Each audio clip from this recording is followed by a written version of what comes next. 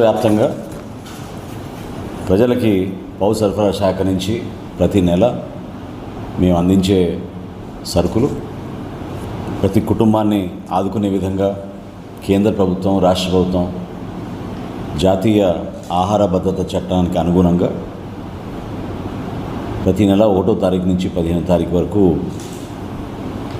ఒక అద్భుతమైన కార్యక్రమం ప్రజలందరికీ అందిస్తూ ఉన్నాం. ఆంధ్రప్రదేశ్లో ఈ రోజుకి 1,46,21,000 రైస్ కార్డ్స్లు ఉన్నాయి.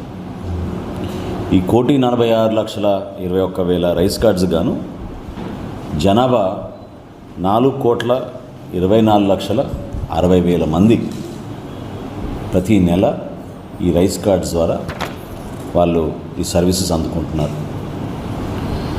అయితే కేంద్ర ప్రభుత్వం అదేవిధంగా గౌరవ సుప్రీంకోర్టు వారి ఆదేశాల మేరకు ఖచ్చితంగా ఈకేవైసీ నమోదు చేసుకోవాలి అనే కండిషన్ పెట్టిన తర్వాత భారతదేశంలో అగ్రస్థానంలో ఆంధ్రప్రదేశ్ 95% ఈకేవైసీ పూర్తి చేసుకోగలిగాం.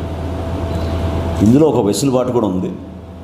5 సంవత్సరాలు లోబడిన చిన్నపిల్లలకి, 80 సంవత్సరాలు దాటిన వృద్ధులకి ఈకేవైసీ నమోదు చేసుకోవాల్సిన అవసరం లేదు.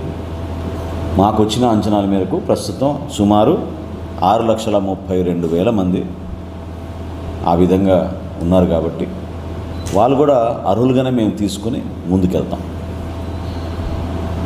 8వ తారీఖు నుంచి మేము మొదలుపెట్టిన ఈ కొత్త సర్వీసెస్ ఏవైతే మొదలుపెట్టామో, గ్రామ సచివాలయం, వార్డు సచివాలయంలో వెళ్ళి మీరు మీ రైస్ కార్డ్స్, పాత రేషన్ కార్డుల్ని మార్చుకోవడానికి మీకు అవకాశం కల్పిస్తున్నాం.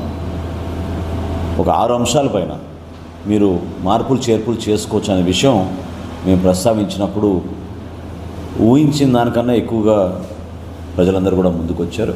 ఇప్పుడు వరకు మాకు వచ్చిన లెక్కల మేరకు 72,519 మంది